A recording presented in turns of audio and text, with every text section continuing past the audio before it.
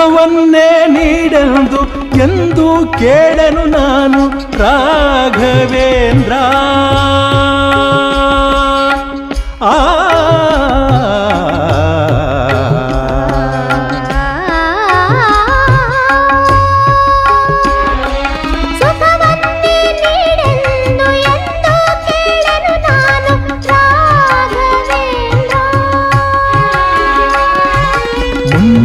ಮಾಡಿದ ಪಾಪ ಯಾರ ತಾತನ ಗಂಟು, ಮಾಡಿದ ಪಾಪ ಯಾರ ತಾತನ ಗಂಟು, ನೀನೇ ಹೇಳು ರಾಘವೇಂದ್ರ.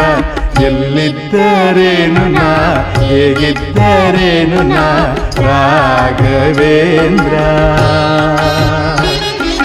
ನಿನ್ನಲ್ಲಿ ಶರಣಾಗಿ ನೀ ನನ್ನ ಉಸಿರಾಗಿ ಬಾಳಿದರೆ ಸಾಕು.